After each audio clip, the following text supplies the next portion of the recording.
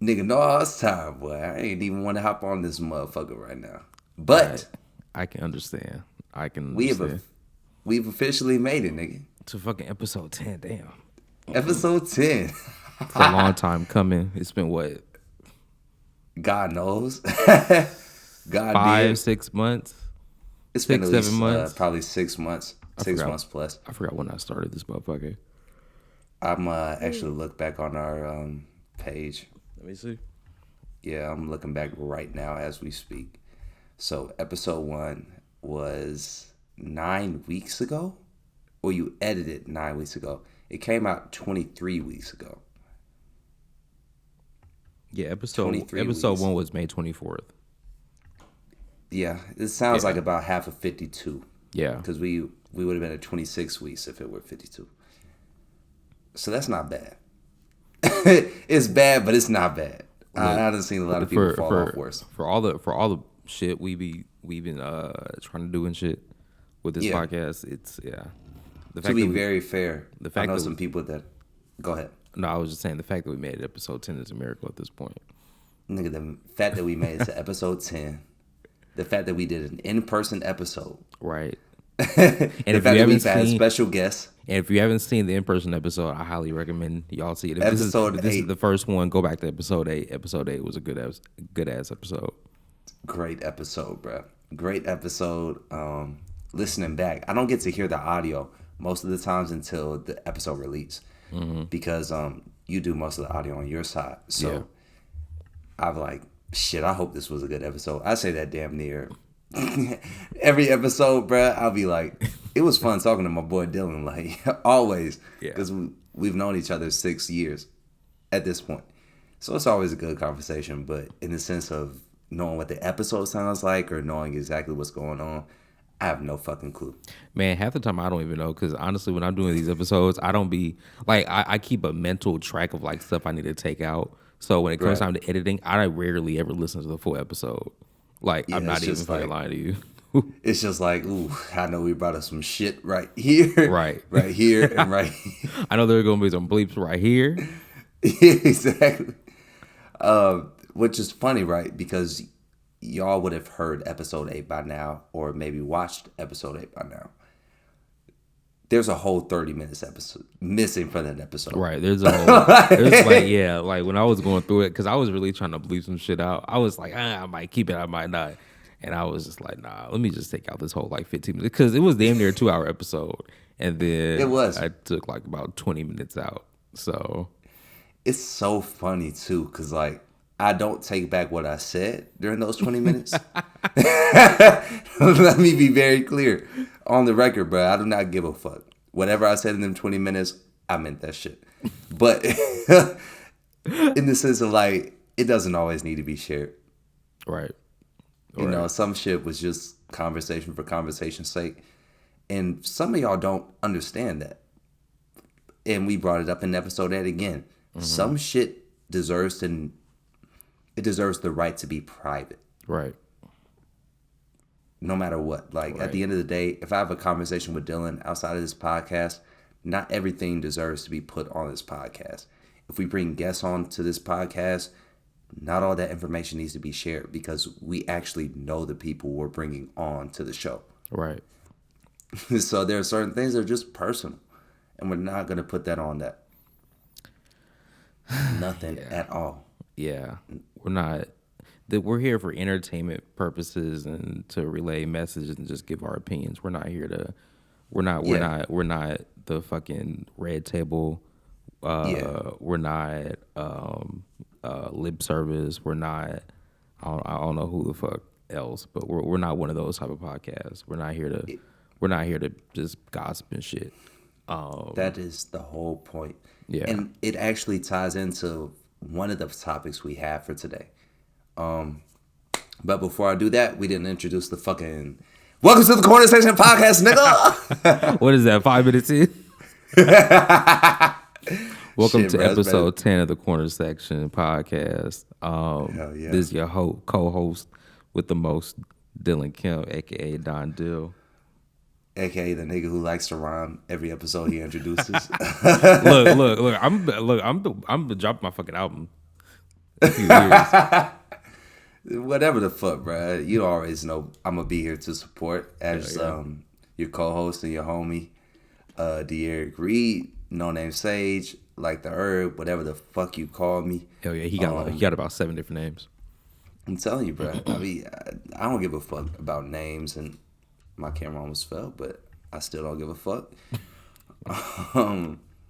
Knowing that, right? I gotta go to the bathroom. I ain't even gonna cap on you. All right, but we're gonna talk about this as soon as I get back. All right, for sure. Because we're not we're in a weird space in podcasting. In the sense of like we started off pulling up articles, pulling up every week, like share your screen, do this, do that. And it's kind of started to grow on its own to where we're giving our actual opinions. It's not just us regurgitating information. Right. So if people were looking for us to quote Variety and quote the Rolling Stones every fucking week, it's not happening. Right. It's not. Right. But just in the sense of like this podcast has naturally changed. I think that's what happens with any podcast if they're taking it seriously. The format changes a little bit. The content that's talked about changes a little bit. And overall, you get more comfortable. You have more fun. Right. I'm having fun with this shit. Every time we record an episode, like even today, I don't feel like recording. I'm going to keep it a buck. Not at all. And we're like 30 minutes late recording, too. I was fucking looking for recorders. I ain't going to lie. I was finna pull a Paul on your ass. Be like, hey. I was gonna be like, hey, nigga, we might have to record this week in the middle of this motherfucker. Because we're technically an episode ahead of ourselves. Yeah. Technically. Because we didn't drop an episode during homecoming, and we dropped one last week, and we dropped one this week, and we're going to drop 2 next week. So by the time this episode comes out, it'll be the week that we drop 2. Yeah. So it was kind of like, I feel like we can finesse a day, but in the same sense, there has been a decent amount of news that's happened. Right. Right. And speaking of news, because when we started, it wasn't always like just opinion based, but sometimes we would pull up articles. I don't know if we're going to always do that. Twitter is a way faster source of information. Right. And sometimes they're... Go ahead. No, I was just about to say, and a lot of news happens on social media before it gets to a Variety article. Right. Who else? Pitchfork, blase blah. You can name them. Most of them are going to be citing tweets within their articles. Right. So what we're doing is no different than an opinion editorial, except nobody reads us before we drop. Right. I'm just going to be honest. I'm going to be honest. This is one thing I noticed when I was writing for The Source. It's like every article I did. Are you still there? Nigga, I haven't written an article in a month. Like, I haven't written a story in a month. I was supposed to renegotiate my shit, how many posts I write a day, and it just never happened, and nobody's called me yet. So okay, yeah, I don't. The thing is, deep. I don't like feel like writing anymore. I feel that. Like because go ahead. No, because it's like I'm doing the podcast. Right. I haven't been doing music as much because I've been focusing on the podcast because this takes up a lot of time, like more time than I thought. And right now, I do not have the funds to have everybody else do everything else. So I'm having to do some shit on my own. Nigga, my pockets are light. My shit is dry right now. Like, bro, I thought to myself, like, God damn, we need somebody to edit these recordings. Right. I'm still thinking that too. And brother, I'm just like, brother, I can't even I can't even guarantee my 50 on that bitch. Because we split everything half and half. Yeah. You know, whatever's important. Small shit like buying a domain, buying emails, that's just not deep. Either of us could do that, and it's not deep. But I'm talking about like real shit. Because we brought this up again, episode 8, good episode. $100 to $300 an episode. And we're only on episode 10. And we're trying to we're trying to put out like 3 or 4 a month. Like exactly. Our schedule has us down for 4 episodes this month. And that's the bare minimum. That's once a week. Yeah. That's once a week. And we really want to increase that because you understand there are weeks that have lulls in information. And then within the mid of 1 week, there's way more information. There's way more news. There's way more articles. There's way more stuff being pushed. Yeah. And if you miss the wave, and I'm not saying all publicity is good publicity. I will say that for any artist, whenever your name is trending within this algorithm-based system that we live in, it's important. Yeah, very much so. And if you miss the wave for the algorithm at its peak, people will think you didn't talk about it at all, if that makes any sense. Yeah. So because of that, we've talked about going 2 episodes a week, bro, but like, that shit would be nigga excruciating. That shit, especially if I gotta edit the. Now, I mean, like the thing is, these aren't hard to edit. It's just honestly the hardest part about editing is just trying to get all the audio and video because the files are so fucking big that like even episode 8 on YouTube has taken a minute to drop, and I feel like episode 8 will blow up the most. Yeah. Episode, I think we already have more downloads from episode 8 than we do on 6 and 7. Yeah. Because 8 was good. Yeah. 8 was really fucking good. I ain't gonna lie. I think every time we keep doing this joint, it keeps increasing. I didn't even peep that I could record my Zoom footage and my iPhone footage, my photo booth footage on the same phone. I mean, on the same time. Okay. Like, I'd be looking like a hidden character on Zoom. So if anything were to happen to my main file, like my main video recording right here, I'm fucked. And the pod is fucked. We're going to it audio only. Episode 7, audio only. Yeah. We tried to record that joint and oh shit. Look, hold up. Yeah, that shit was episode 7 was such a pain in the ass. It took me like I tried for 3 days to download just my video, and that shit wasn't fucking working. And I just called Eric and was like, "Look, this shit not working, man. Like I don't know what the fuck is gonna happen." And he was just like, "Man, just put out the audio." I was like, "Fuck it, bet." Cause like, bro, my file alone for episode 7 was 64 gigs. Yeah. 64 fucking gigs. And a lot of y'all don't care about file sizes or anything like that because we live in a streaming generation. A lot of that shit does not matter. But for the people that upload the files for you to stream, yeah, that shit makes a lot of a difference. A lot of a difference. Even when you look at episode 8, for instance, the quality might not be as high as 4K, not because we didn't have the capability to record at 4K. But it's like, nigga, the compression that's needed for us to be able to do that shit. We said in episode 8, bro, we might need a fucking server. Real shit. I'm going to start looking at how much the shit's cost. Because it's not easy, bro. This shit is not joke. This shit is no joke. Yeah, and a lot of your favorite podcasters make it look easy. Yeah. Shout out to y'all favorite podcasters. But they your be least favorite... like whole ass teams and like production. Like it's like podcasting is truly a production. Like if we could just do audio, we might be able to push out 2 a week. That shit would 2 be a week easy. Easy. Like, but the fact that there's audio, visual, we got to do social media. Yeah. Literally have a whole ass social media person. Shout out to Maya. We give her a shout out every. We give her a shout out damn near every episode. Hey, nigga, we pay enough. Nah, but real shit, shout out to Maya because she's made our lives 10 times fucking easier. Very much easier. A whole lot easier. A whole lot real easier. Shit. But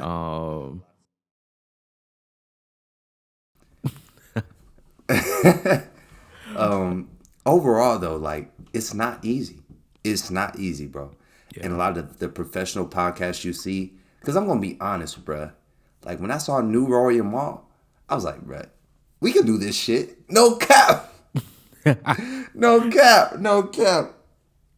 No cap. I saw that shit and I was like, we can do this shit. Mm-hmm. We might have to name this episode New Corners. Find a New fucking Dylan and kid to Derek. yell. That shit. Yeah, find a nigga to find a baby to say that shit out loud. New murders actually. But like honestly, they make it look easy. Yeah, And they a lot really of your do. favorites, they make it look easy. Joe Budden makes it look easy. Whoever y'all listen to, Joe Budden, Joe Rogan, Joe Rogan. Andrew Schultz, Charlamagne the God, like they Yep. really make it Did they easy. break up? I don't think so. Did they? What is it? Something idiots. Oh, Brilliant Idiots. Is that still a thing? I don't know. I haven't listened See, I to think them it's in years. just the Andrew Schultz podcast or some shit. I haven't listened to them in years. They're Actually, no, I think they are still a thing because there was a clip going around when Charlamagne said that Kanye was like walking, like acting like he wasn't going to be on this earth very much longer. That came from the podcast, I think. most famous niggas act like they're not gonna be on this earth for much longer. You gotta think, most of these niggas have outlived Tupac and Biggie. Right. Real shit. Real shit. Once you get past that point in life, bruh, and you see a lot of death, it changes your perspective. Yeah. And speaking of death, because by the time this releases, it'll be a minute since the passing. Mm-hmm. But rest in peace to Takeoff. Yeah. Rest in peace. I'll say all my shit about Migos as a brand, as a business deal. I've always said Takeoff is a exceptional rapper. He was a great rapper. Mm-hmm. It is sad to see that simple things can cause a lot of passing for a lot of people. Yeah. Regardless. And I've said this when P&B Rock died. Just like a lot of this shit is hindsight. A lot of this shit is what we think of after the fact, bruh. Most people do not think when they're having fun on a day-to-day basis that it's going to cost them their life. Right.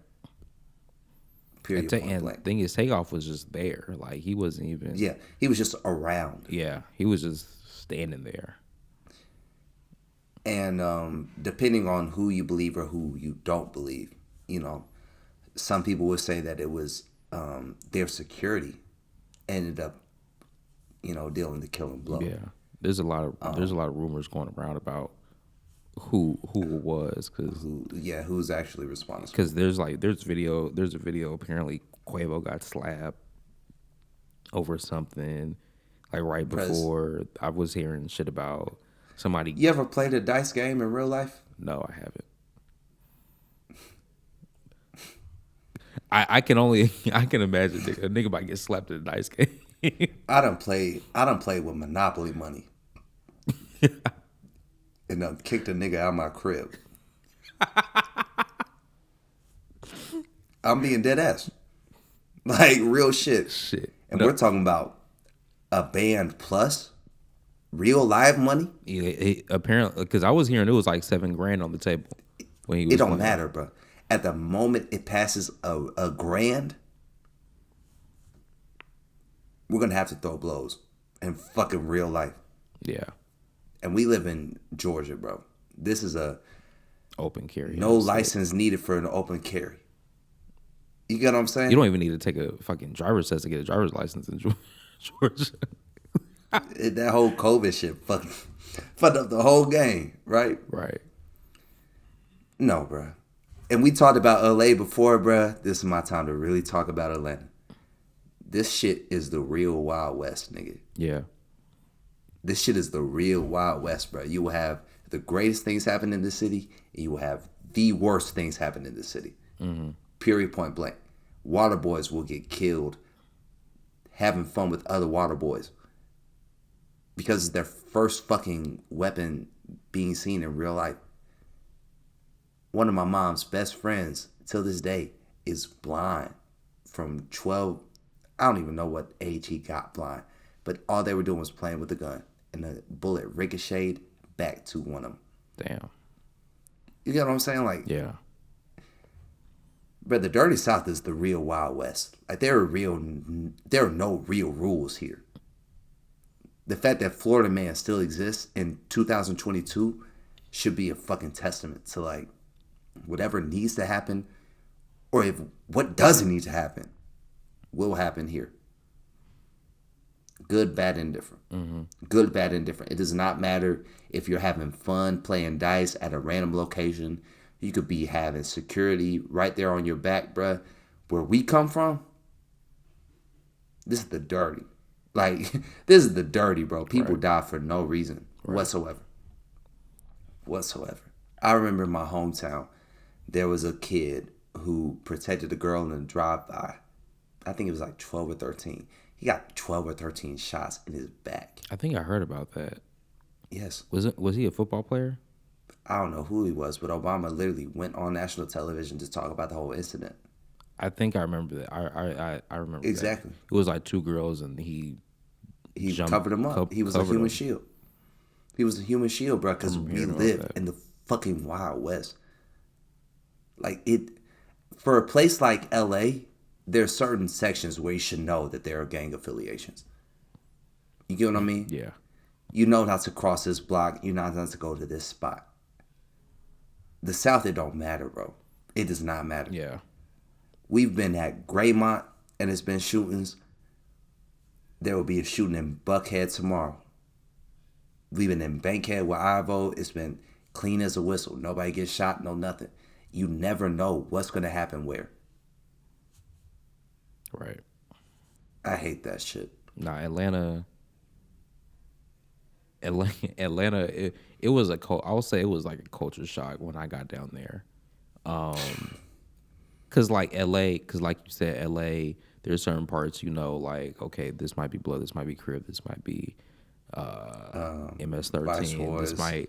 It's like, and even like when you go into like the nicer neighborhoods, you might still run into that just a little bit, just because like niggas might have got some money and went and like went shopping or some think shit. they doing shit. Exactly. But like when I went to Atlanta, and it was just like I remember my first time going to like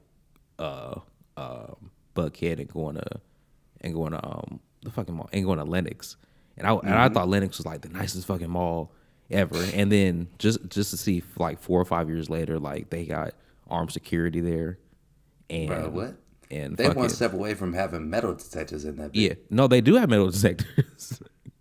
That's how you know. They do. I don't even go over there. And bro. fam, when I went to Atlanta a few weeks ago, and we went to Lenox, I was just like looking over my shoulder the whole time, because it's like when I walked in, I saw niggas looking at my shoes. I go inside, niggas looking at my girl, like niggas just be looking, and they sometimes they might look They at be you looking as a with lick. a purpose. Like, they are looking with a purpose. like, we looking expeditiously. Like, I was in that Macy's, that big ass Macy's. Did not feel safe. Bro. I did That's not where feel you- safe. That's where you fucked up. I It's did a not- Starbucks in that motherfucker. You understand what I'm saying? It's Yeah. a Starbucks in that Macy's, and you still got to look over your shoulder. Yeah, I just had to go Just get a imagine belt. that. I just had to go get a fucking belt, but I was looking over my shoulder because I was like, "Yo, this place is big as fuck." Like, Yes. nigga could easy lick. I'm an easy Catch lick you right here. lacking. Catch you lacking. Right. So I know too many people around my close circle that are armed, men and women. yeah, I'm about to get armed my damn self down here. Real shit. nah, I feel that.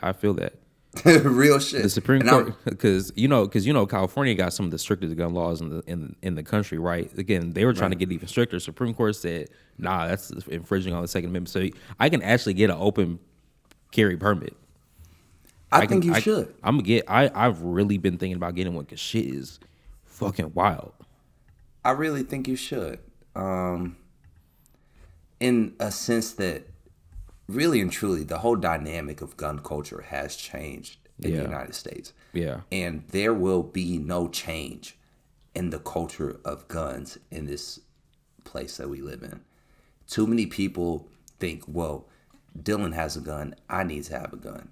De'Eric has a gun, I need to have a gun. yeah, We don't think to ourselves, if we probably ban this whole shit, none of this will be a problem. Or at least every time that it is a problem, somebody's going to get caught lacking because it's too obvious that this is an illegal action. Mm-hmm. We don't think like that. So everybody and their mama is armed, bro. Like I said, down here especially, yeah. I'm probably the only person I know of within my immediate circle that's not armed. and maybe Paul and Ivory. Probably. I'm just gonna be real. Yeah. Paul for sure. Paul for sure, because like we're all down here. Yeah. Real shit. And it's like we grew up in an environment where that wasn't necessary. It was not necessary to do that shit. Yeah. But it sounds like it's slowly becoming more necessary. Yeah. Like I remember I was talking to because has a gun. We'll probably bleep this out. I was talking to from Birmingham, and he would say he was just like he would go fucking pump gas, and niggas would be looking at him. Yeah, like and it make you feel away. I remember I was with him. We went to the Walmart off of MLK, not MLK, off of Panola. No, not Panola. It's like down the street. I forgot what street it's on. It's right by camp. It's kind of near campus. Like you keep on you take Marietta all the way down, and you're at that. I forgot which street it was on. Nah, I know what you're talking about. But it's like this not nigga, off North Side, but it's past North Side. Yeah. Big ass Walmart, and we was about to go in, and he was like, "All right, let me get my gun." Just to go to Walmart, fam. Like real shit. Like, bruh, I hung out with one of my coworkers. We go into a gas station he's grabbing a Coke. He said, "Hey, bruh, under the driver's seat, the safety is off." Damn. And just walked right back out. Like, walked out the car. You stayed in the car? Yeah. Yeah. Because I didn't need no shit from inside the store. Oh, okay. If I went inside the store, that nigga would have... You know what I'm saying? Real shit. Real shit. Because that's what it is. And the dynamic has changed over the past 6 years. Yeah. I think it's a combination of police brutality.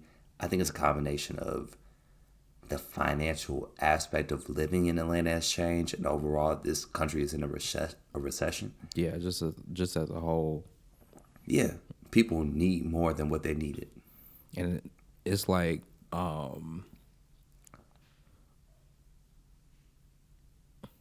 it's just how can I put it?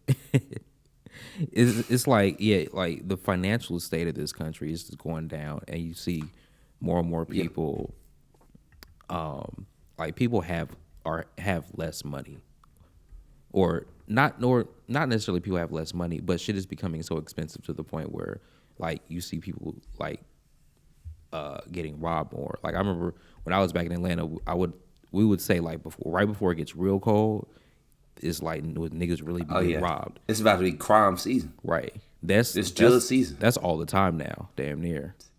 Season 2 of Atlanta? Yeah, it was Robin season. Drill season? Was Robin season.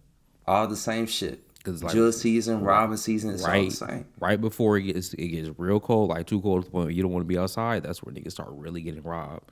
But it's more like... And in the heat. Yeah. Like when it get hot, niggas get desperate. Yeah. That's across the country. But when it get hot, niggas start to get desperate. In the summer, prices go up. Yeah, prices go up in the summer because everybody outside. Exactly. If everybody outside, then easy licks. Easy licks, bro. And even that was kind of like a joking matter. Yeah. That was the thing. Even that was kind of like a joking matter, and none of us thought, because we were all 16, 17, 18, somewhere around that range. John was 19. John was old. We were all at the age where we could all get armed. Right. And not think twice. I think there were niggas that were actually armed in the dorms too. You think? I'm pretty sure I heard about a couple niggas actually. That is a fact. There were niggas armed that would say shit, and there were niggas that were armed and didn't say shit. Yeah. Period, point blank. Period, fucking point blank. And with that in mind, knowing that, it's just so crazy to see somebody like me, somebody like you, who were probably not anti-guns, but just didn't see the purpose of one. Right. To see how that dynamic has changed over 6 years to like, shit, bro, I might hit the range. Right. Like real shit. Like if you had asked me, like I've never been anti-gun, I've never been like, let's go get a gun, get it. Like honestly, in my family, because we have a gun for home protection. I've been to the range before. I've shot guns. I've never been to a range. You know what? I've never shot a firearm It's in my actually life. it's actually kind of fun because you get rid of that until you shoot a gun. You get rid of that What the fuck is gonna happen? yeah, like that sense of like what's gonna happen when I shoot a gun. Like, but when you shoot, you're like, okay, I finally like itch that scratch. But we didn't get a gun until like 2015 maybe. And then, but we got out of home protection because shit was starting to get crazy around our neighborhood. By 2015, bro, it didn't even have to be niggas in your neighborhood. It didn't even have to be niggas in your neighborhood, bro. You could get stopped by anybody, bro. Yeah. Police, anybody, bro. Yeah. And just to think about 2012 plus, to be honest, over the past 10 years. Yeah. Over the past 10 years, bro, we have went from just seeing Rodney King being like an exclusion to the rule, or even just like what do they call it, a deviant, Right. bruh. That shit has become so common. Just imagine if you had children within the past 10 years. Their whole, You would want to be like, no, that's crazy too, because it's crazy you bring that up, because I look at how like I was when I was like, because my little cousin Emery, she's only 11 years old, and I look at my first 10, 11 years of schooling versus her past 10, 11 years of schooling. Like, she was 2 years old when Sandy Hook happened. She was almost 3 years old when Sandy Hook happened. So her perception of school is warped around the fact that damn, like somebody could bust in this motherfucker and start shooting. She doesn't know why though. Right. And like my first, because I think Columbine happened. Columbine was in our time, but beyond our time. Yeah. It happened so late that we were either entering middle school or high school, or even not even that late. I don't even think that. I think we were in like elementary school when that shit happened. Let me see. It was early as fuck, but in the sense that like it was seen as such a misnomer. Right. You get what I'm saying? By the time we reached the next level of schooling, people didn't think that it wasn't necessary to go ahead and make certain protections that we see now. Right. Columbine was in 1999. Oh shit, we were only like a year old or something. Exactly. Yeah. That's so crazy. But even think about that. Right? Yeah. 1999, a school shooting was so rare. It took for us to hit college, damn near, before like Sandy Hook, back to back. Yeah. Out of 365 days in a year, there will be like 500 shootings in a year. Right.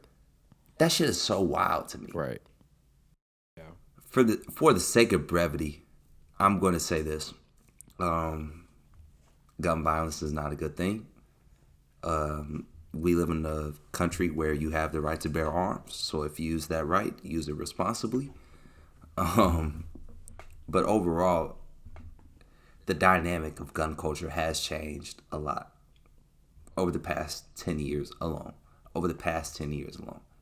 And with those changes in mind, it's important to remember that seeing more people getting armed doesn't necessarily mean that there's more violence that's about to happen. But because so many people see violence around them, it's easy to just say, well, shit, bro, I need to get armed too. Right. Like a lot of, we bring up, now, granted, there are some people who buy guns out of, like... Some niggas are choosing violence. Right. Some niggas choose violence when they buy guns. There's some niggas who just like to buy guns. Like, I have family members who just like to buy fucking guns.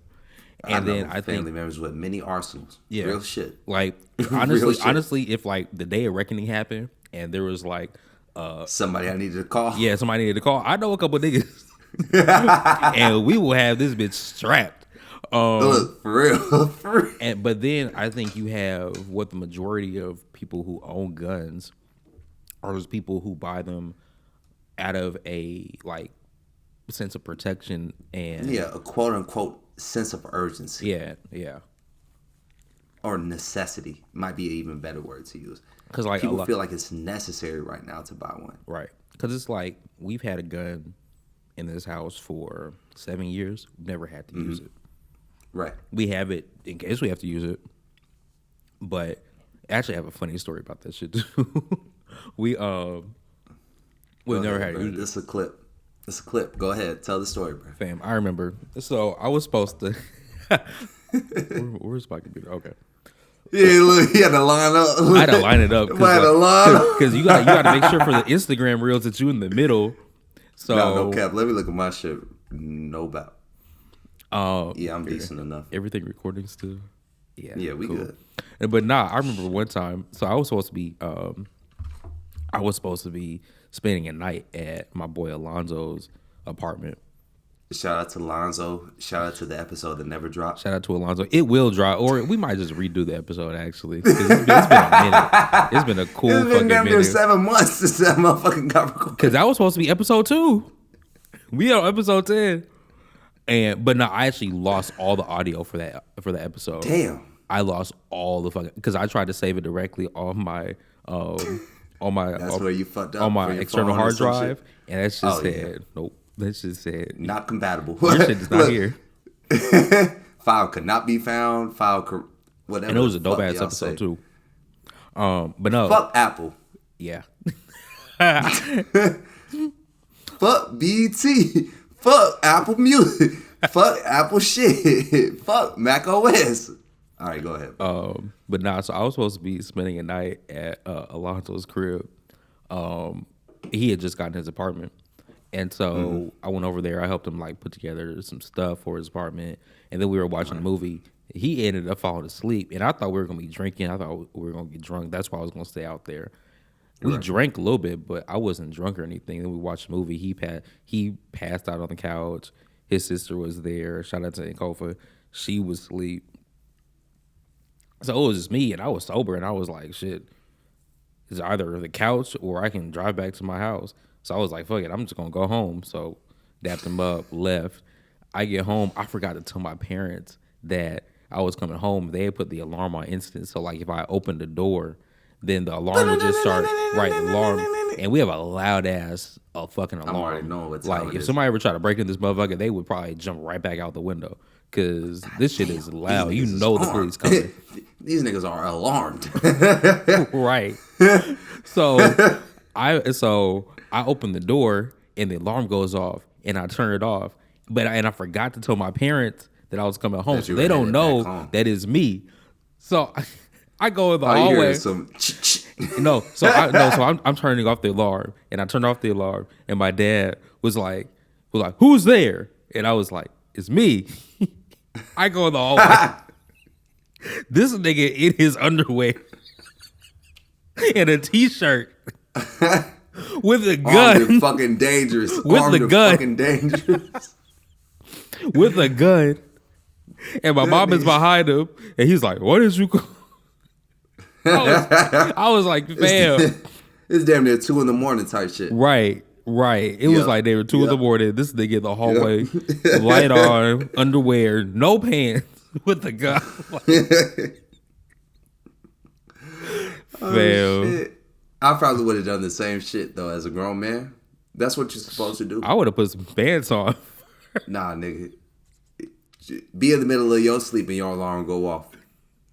Let Faith be in the house, nigga. You're not gonna think, shit, bro, I might need 30 more seconds to put these pants on. Nigga, I'm grabbing the Glock first. I'm grabbing this blick. What? Stinking that bitch, I hit you with the blick. Boom, I hit you with the blick. Like, for real, I'm not thinking about none of that shit. Fail. But that shit was just funny. That shit was funny. That made me that's really cool. I don't want to embarrass my dad. Bro, you didn't say it's government. I didn't say it's government, actually. I did not. And I think that's a genuinely good story. Like, a father should be protective like that. Yeah. Somebody said, if your man under 200 pounds, he can't protect you. And then I saw the subtweet that said, my man got guns. Yeah, I was about to say, bro, this Glock got some weight to it, bro. Right. I saw somebody that was 200 plus that tweeted that shit. I said, bro, I'm about to get armed, bro, because this Glock got some weight to it, bro. I don't give a fuck. I told Faith. I do not give a fuck. I told Faith that I was trying to, because I'm losing weight, right? I've been boxing and I lost like Right. 10 pounds actually in like just my Jesus first couple Christ. weeks. Like I was Men I went lose from weight like fucking nothing. I went from like 230 to 220 in like 2 weeks, and that was before I Yeah. got sick. And when I got sick, because I got sick after homecoming. That's a week of break. Yeah, got sick after homecoming, and then I was still like 10 pounds lighter. And I told her, I was like, yeah, I'm gonna try to get to 180 because I want to start sparring. And so people who are around my height are It's a actually welterweight, right? are actually around like 140, 150. I can't get that low. Wow. I can't get that low. So I'm gonna have to be 140, like, 150 is intense. I don't have, I don't even want to be 140, 150. dog. I can't get down to. Last time I was 140, I might have been like in the fourth or fifth grade.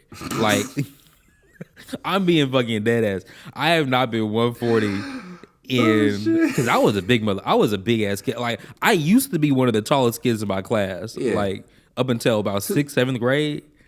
To be completely fair, bruh, body dysmorphia is a thing. Yeah. You're not that big. Like I No. done seen some niggas bigger than you. No, for real. Shorter Like than you. I really thought I was fat. I really thought I was fat just because I had a little bit of a stomach. But I went to the doctor. He was like, Dylan, you're not fat. And then the way my body is and the way how I it's proportionate. Yeah. proportion and just put on muscle, like I don't look fat. Like even when I don't work out, I don't look fat.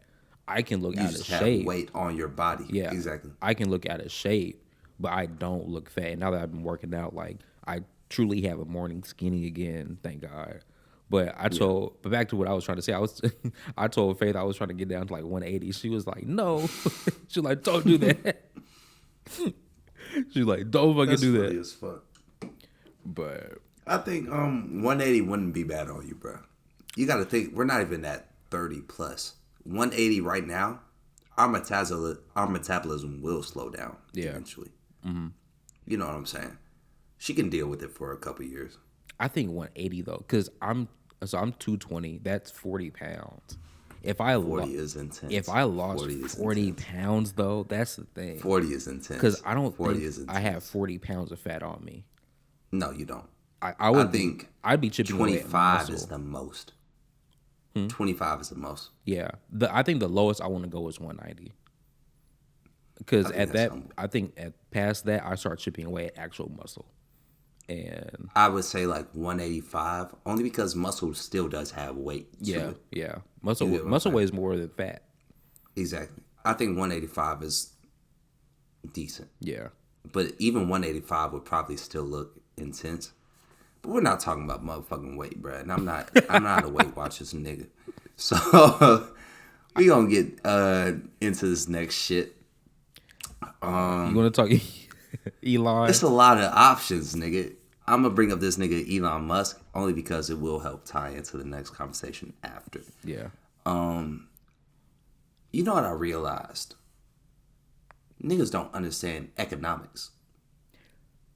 I've been realized that. I did not realize that shit, bro. I've been realized that shit. Over two of the topics that we're about to bring up today, both of those shits made me realize I know shit about economics. I'm not an accounting major. I'm not an economics major. Mm-hmm. Nigga, I study black people for a living. And the most we know about economics, I'm going to be honest. The most we know about economics is capitalism is bad. Yeah. That is what 90% of your black professors will teach you about this world. This is why 90% of black Americans that have more than a high school degree will hate on Jay-Z. Yeah. Don't let me get into it. Because that also ties into another conversation that we're going to have. That's topic 2 of the 2. Because I ended up watching that video. But, Twitter is a great platform. I think Twitter is an amazing platform. Twitter is probably the best social media. Twitter might be the best social media right now. Yeah. You know, Meta is dying in its own way. I think we kind of brought that up in either episode 7 or episode 9. Yeah. I'm fucking with the amount of episodes we did on another side note, bro. Like, the fact that I got to think back like that. Right. Eventually, it's going to be Humble. like, damn, on episode like 200. We said, Yeah. but hopefully by episode 200, we got somebody to fucking edit these. Or we probably will have that shit broken into seasons. Maybe. It's so funny, right? Because 6 years ago, Trifecta was a thing. And Trifecta was broken up into seasons based on the college year. We don't even think about our lives like that anymore. Yeah. Because we were like, season 2, bro, we can't even find John in this motherfucker, bro. We be awesome. That nigga was all live. That nigga was damn near like Atlanta season 3.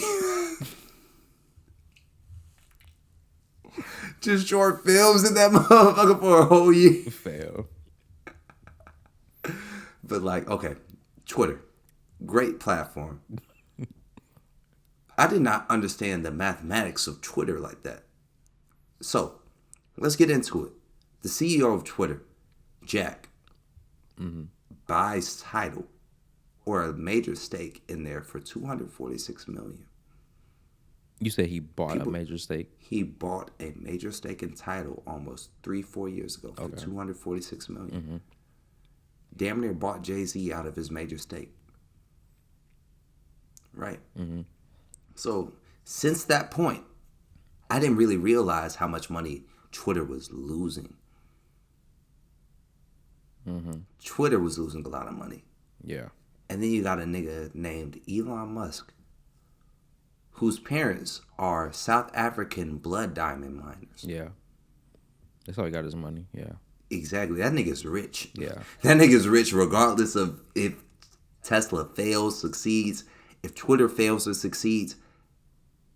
He has a lot of money liquid that nobody has ever even heard of because he doesn't have to report it to the U.S. government. Right. Real shit. Right. So, as far as Tesla is concerned and as far as Elon Musk is concerned, he's in the red in the United States of America. But before it had actually become public that he was in the red, he started talking about buying a social media service called Twitter. Twitter's like, if you want to buy us, we've got X price. He's like, okay. Then he realizes how much that price is actually going to cost him. He's like, nah, I don't want that shit, bro. Fuck it.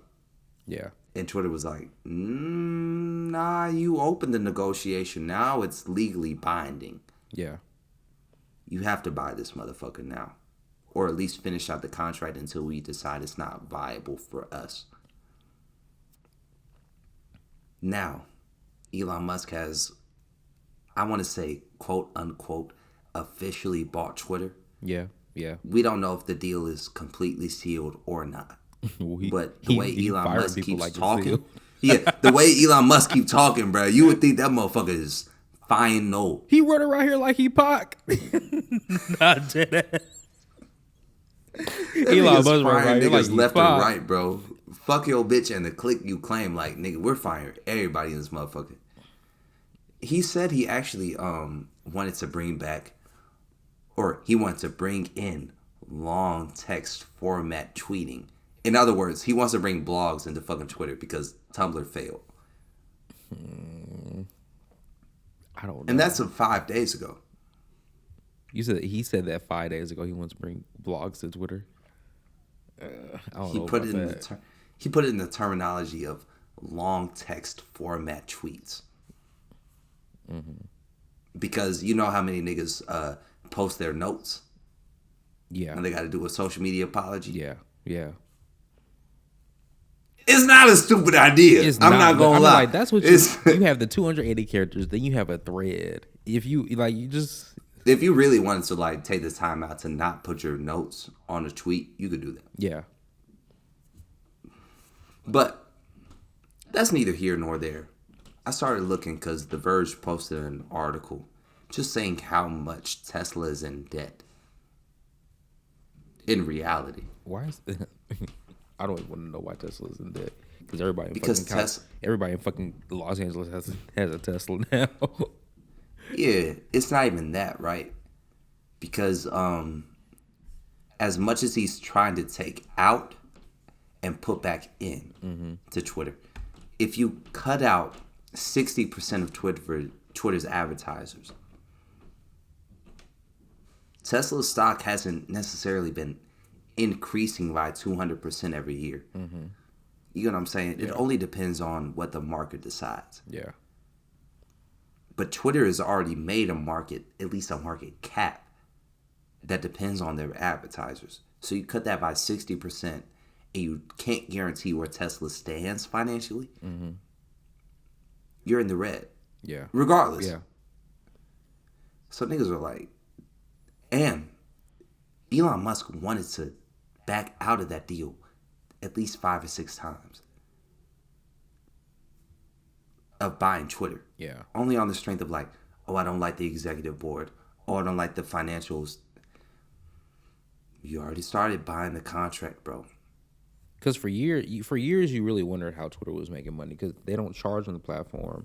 For a long time, they didn't do ads, but you had, of course, they would advertise, but like, where was Twitter's money coming from at that point? You want to know now? Twitter currently makes 90% of its revenue from advertising, and the rest is largely from data licensing. Them cookies that you don't turn off when you get on selling Twitter. Your data. I imagine that number used to be higher until people started looking back into cookies. Yeah. I imagine that number used to be higher. So they make money. They make money from ads and selling your data. Currently. Okay. Yeah. So that's so crazy, right? I'm trying to scroll through this long ass shit. So Musk says, I don't care about economics at all. But even as the richest man on earth, he has to care about them. He has a current estimated net worth of $220 billion. Jeez. The majority tied up to stakes in Tesla and SpaceX. Yeah. So like if either of those companies fail, if anybody decides to short those companies, his only fallback is Twitter, in which he's trying to cut down the 90%, the 90% of revenue by ads down by 60%. I guess that's why he's trying to charge niggas $8 for that. $8 for the check. For the check. You know what? For $8, I'm about to pay the $8 for that check. I was gonna say, bro, if you giving them out like that and all you have to do is pay the $8, nigga, I'll drop the $8. I'll drop the $8 a month. To have a verified Twitter? Hell yeah. See, but what's the weight of it now? Right. It's not gonna mean nothing. Everybody's gonna have a verified Twitter.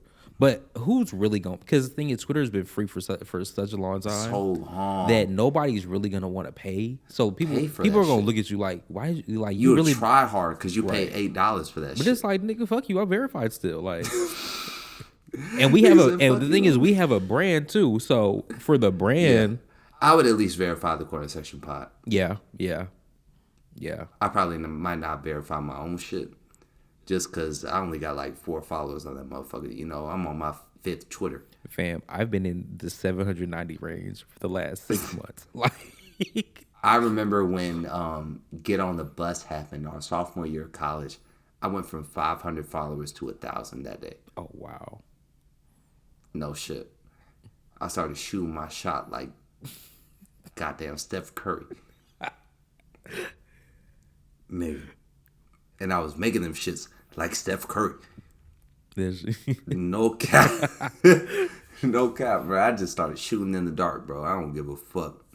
I was like, bro, fuck it. If they follow me back down, fuck it. Because I had been on Spelman's campus so much, bro. Everybody knew you, so it was like it wasn't deep. There was nobody new, but like when you were on some new heads, then yeah. Yeah, nowadays, bro, I can't get past like 10 followers, period, point blank. The only people that really follow me on this mug is on Instagram, and I hate Instagram. Yeah. I vehemently hate Instagram. I see you more on Twitter. The only time I see you on Instagram really is when you be reposting the corner section post. Yeah, you gotta tag me in a post before I'm like, oh shit, I gotta post today. Yeah. I'll be on Twitter like a motherfucker, bro. I'll just tweet my random thoughts as they pop up to me, bro. They don't have nothing to do with the corner. Speaking of, bro, you need to give me the corner section. Oh yeah, I'll give you Twitter. I'll give you the logins. Cause on God, bro, I will be going. I need you to handle the Twitter. God. I'll work on. I feel like I would actually blow the Twitter. Yeah, I need you to blow the Twitter. I'm gonna send you all the shit for the Twitter. I'm gonna send you all the shit for the Twitter. I'm gonna say that like damn near 2 weeks ago, cause like we didn't even post episode 7 and drop. We did. Nigga, I had done. I was sick still trying to do that shit. I was just like, oh my God. Yeah, nigga, I need that Twitter. I was looking at it, bro, the other day, and I was like, we could actually go dummy on this motherfucker. Like, yeah. If we the funny thing is like Twitter people like because there's an algorithm, of course, everything, but the Twitter algorithm is different because so much because easier. once you create like a brand voice, that's where your Twitter that's what your Twitter is used for, more for your brand voice. Instagram and TikTok, you just post videos, and pictures, and shit, but you can't really like. It's not about the image of the brand necessarily. Right. It's a numbers game on Instagram. Right. It is just a numbers and interactions game. Yeah. On Twitter, it's like, I follow this person because regardless if I like the tweet, retweet the tweet or not, it's visible to me in real time. Yeah. Yeah. Real shit. Yeah. Real shit. Like Instagram, bro, Instagram doesn't believe in a chronological timeline anymore. You have to You have to specifically select to look at your Instagram post in chronological time, and that's not to be funny or anything, bro. But you will catch a post 4 days later. Yeah, that's half my fucking timeline. I'm like, when did this shit get posted? bro, I literally will get new likes on the one post I have on my Instagram today. Yeah, and I posted that shit damn near a week ago. Yeah, real shit. And it's like, what kind of algorithm is this? And meanwhile, bro, have you looked at our views on the Corner Section Pod? I have. We're damn near at 1,000 plays on some of these reels. Really? We're at like 700 plus. Well, I haven't looked that deep. Exactly, bro. I just have to look that deep today, bro. We are damn near 1,000 views on like each of our reels. It has nothing to do with when they were posted, how they were posted, hashtags or not, bro. The algorithm is way different, bro. Mm-hmm. Like we're at like 700, 800. Here, let me see. Look at it, bro. I'm awake, bro. I don't care about dead time. I do not care. My fucking shit. Oh, we are. Yeah. Exactly. We have 1,000. We have 1,200 on one of them. 166 on the one yesterday. Yeah. Thank you, Maya. Thank you, Maya. Thank you, Maya. This is what we pay you for. But now, like, I'm looking at these numbers, and it's like we have good content. That's the thing. It's like, and once it's very solid. We have good content. To have 52 followers right now and 1,000 plus plays. Yeah. Tells me that something is going correct. Yeah, so we doing something right. Like sure, we just putting out episodes and we just like seeing what shit ether sticks, but nah. I remember you brought up unfollow. I think you brought up like unfollowing Twitter pages. I had to unfollow this one chick. She's like a music page, and all she does is talk about music. And it's not like talking about D. Yeah, I had to unfollow her. It's not because I didn't like her tweets, or no, it's not like I didn't agree with her stuff. I just didn't like how she tweeted. She tweeted like Cherry. Like I don't really like how that nigga tweets. Yes, she tweets like Cherry. Bleep that shit out. And I had to unfollow her. Just I don't like that type of tweet. Don't like no. Everything in her head was a masterpiece. Huh? Yeah. Everything in her head was a fucking masterpiece. Like, and some of this shit was ass. Like I ain't gonna lie, bro. You can have opinions in this hip hop world, you can have opinions in this music world, whatever the fuck you listen to. Cool. Some takes are not great takes. Right. I'm gonna be the nigga to say it, bro. Some of y'all takes are not hot; they're cold. Right. They're cold takes Like, for a fucking reason. like, fam, don't. And I hate the one listen reviews. I really hate the one listen reviews, Bro. Let's get into it. That's a perfect fucking transition, bro. Stop with the fucking one listen reviews. Stop. Like, oh my God, this is the greatest. Like, fam. Hey, you know what I'm about to bring up? You probably already know what I'm about to bring up. Because it's her fucking loss anyways. Fam. I finished it. I might have 3 more tracks left on that bit. I might have probably already heard them. Fam, but like, no, listen. Them last 3 tracks actually go kind of crazy. 3 a.m. on Glenwood, I haven't heard 21 Savage rap like that ever. He said 3 a.m. on Glenwood. You know when Drake started naming times and locations. But we already brought that up. We already brought it up. It wasn't even a Drake song. It was 21 Savage. It was 21. And 21. But he knew what time it was. 21. I was like, fam, this nigga rapping. I am going on record to say that 21, in fact, indeed, did re-record his verses. Yeah, I was the only nigga. To bring that up. He re-recorded it too. I was the only nigga. He must. I said that shit from rip. And he must have taken out a lot of verses too while he was at it, because this album is 70% Drake. Bro, that's Drake's album featuring 21. Right, bro. That nigga Drake put a Jay-Z on Jay Electronica album. I'm telling you, bro.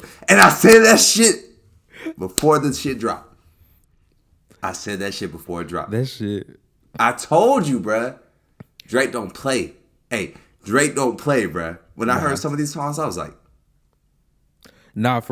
this was the most concise Drake album I have heard since in a long time. Like, bro. Nothing was if you're same. reading, this is too like it. And I know that was supposed to be an album, but then it got leaked, so it became a mixtape. Yeah, but a throwaway album. Yeah, this is the most concise Drake I have heard in years. Bro. I heard that shit, bro. I'm like, I thought I was gonna hate on this album. Same. I'm gonna be honest. I was ready for this shit to be mid. I thought I had some hate to spew on that nigga Drake, bro. I was gonna come in here shooting hot because this is the first podcast. This is the first Drake album since we've been doing the podcast.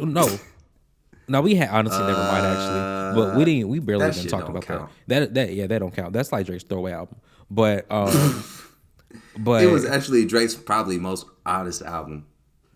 That was probably what Drake actually likes. Because you got to think, this shit is ass. To have a Daft Punk sample of the next album. Yeah.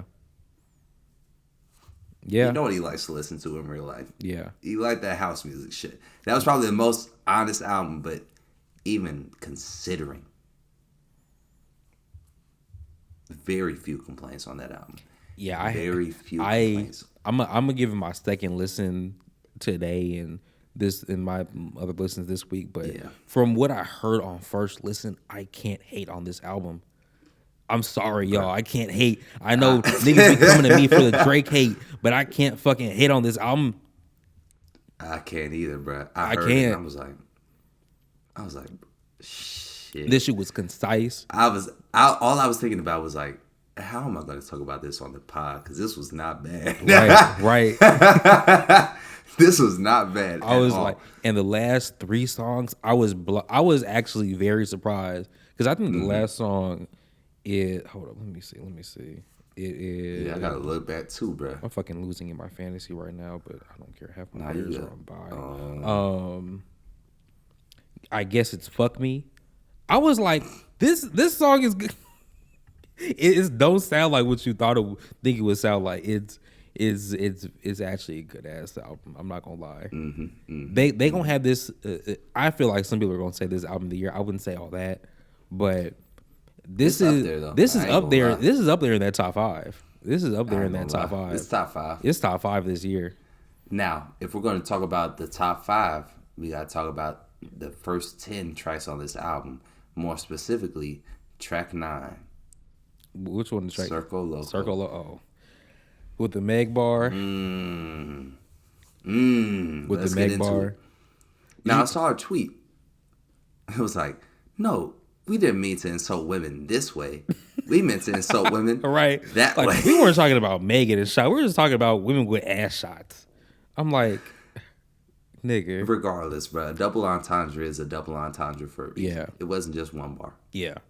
Like, It was not just one bar. Like, don't make it seem. And I know there's a bunch of fucking Drake apologists out there. Man, get your dick out his Trying mouth. to connect Get- dots about I this know, Austrian get- model with ass shots talking about her body natural. Right. Y'all think that Drake at his level of fucking influence Doesn't know what he's saying. Like, you don't think, like, come on now. you don't think when he was writing this bar, he was like, they gonna think this is about Meg, right?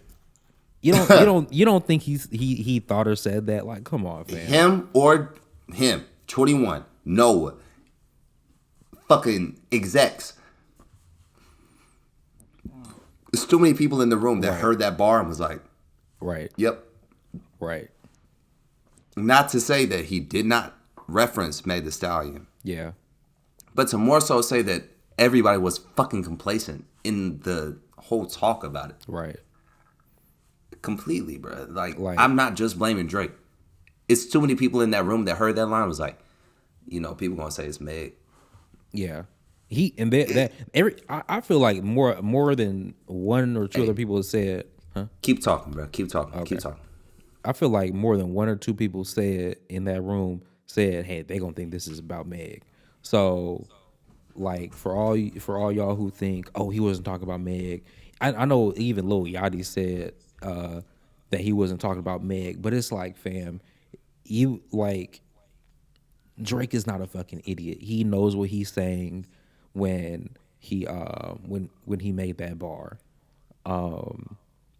He knows what he's fucking saying. Like, even if he wasn't talking about Meg, he still knows what he's saying. He still knows the power of his words.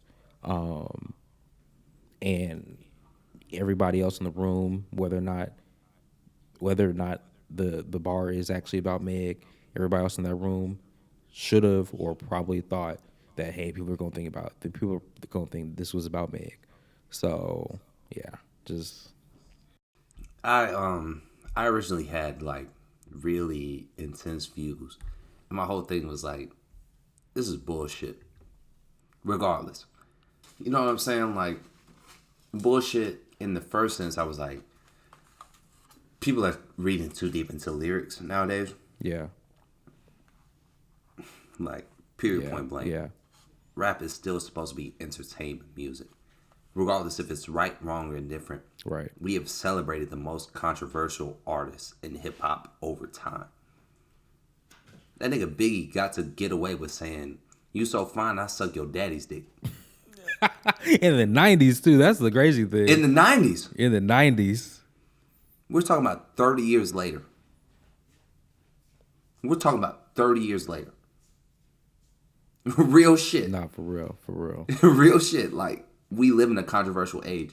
So talking about a controversial line isn't necessarily so deep in my head. Yeah, yeah, But at the same time, like you said, Drake isn't stupid. Drake is not stupid. he knows. And Drake, He knew what he was doing with that line. Like, hell yeah, bro. regardless of whether or not he was talking about Meg Or not. Yeah, he knew what he was doing with that line. He knew it was gonna start some shit. He knew it was going to get the album trending. You know why I think he did that?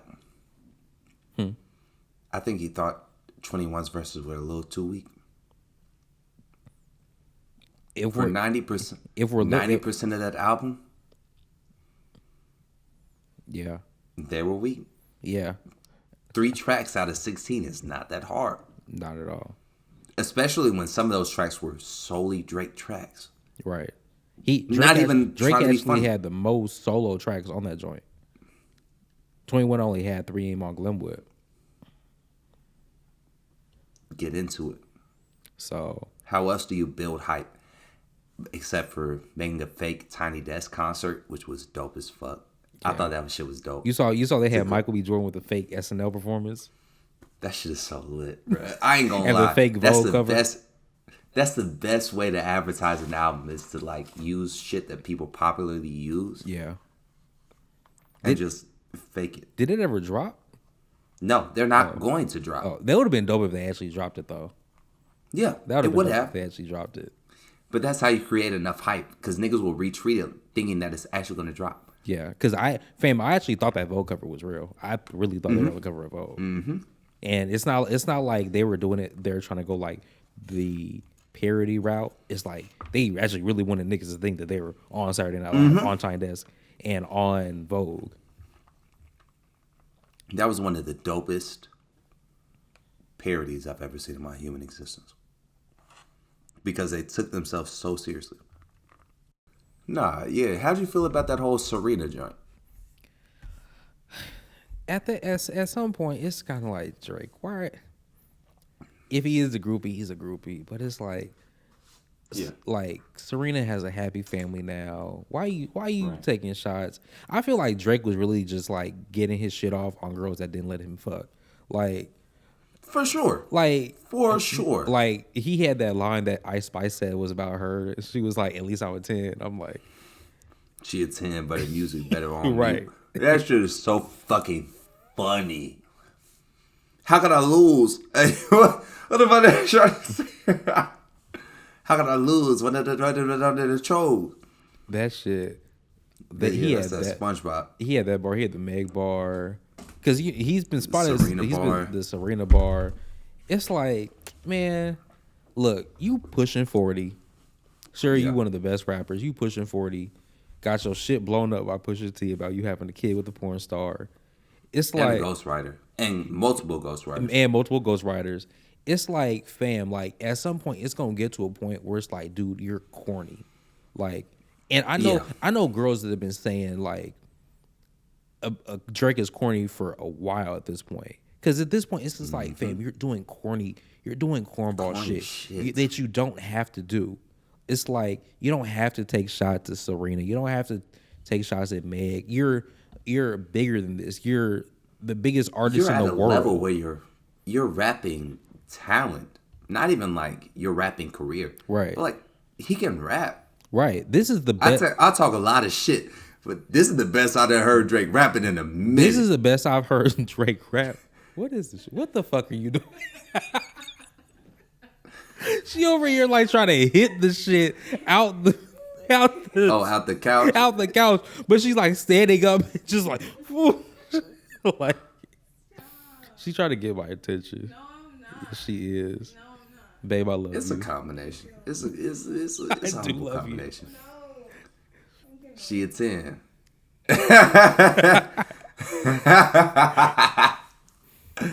Hey, I ain't mad. I ain't even mad. But no, it's like Drake. Like this is corny shit. Sure, you gave us a great project, but at the end of the day, I don't hear people talking about how good the project was. I hear people talking about the fucking Serena and lines. and the Serena and Meg bars.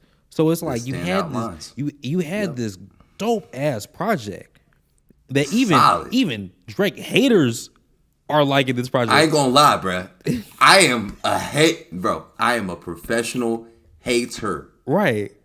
If there were anything to hate on this album, I'm there. I would have told y'all from track one this album was ass. Yeah. Because I listened back to Baby's project. In fact, somebody had my best friend Diamond, bro. She really fuzzed with me doing this podcast. So like every so often we'll be sitting together, right? Mm-hmm. And she'll just play an album that she knows I haven't listened to because I'm not gonna listen to that shit. Yeah.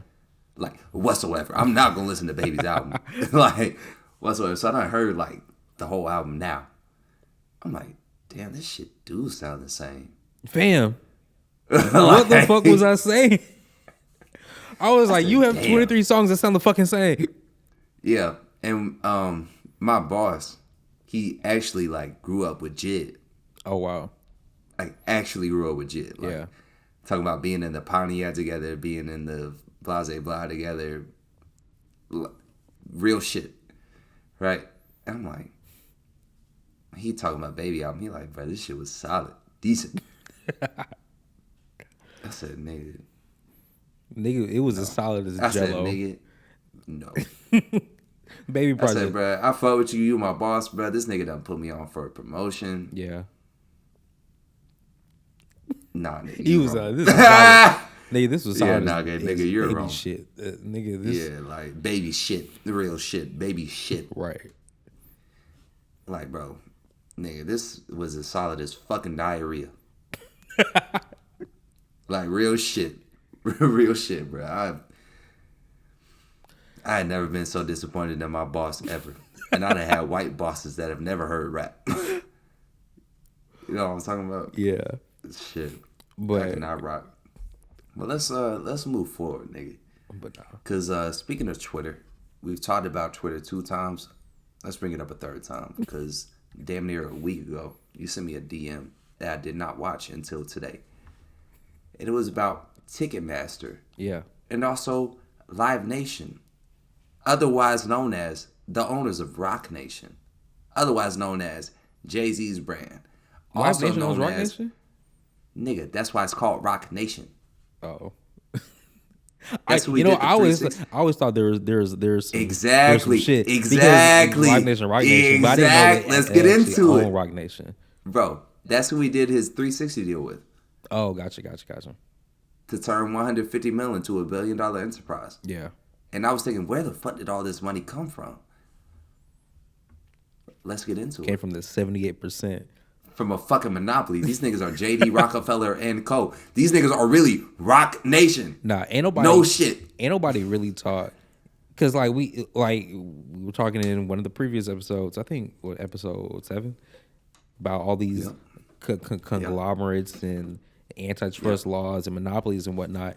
And the government, it looks at different sectors. Like it'll look at gas, energy, auto. Won't even look at the video games industry Auto. because Microsoft has been going dummy. Right, auto. But when it comes to entertainment, they don't really talk about it, and it's let a lot of these entertainment companies become monopolies.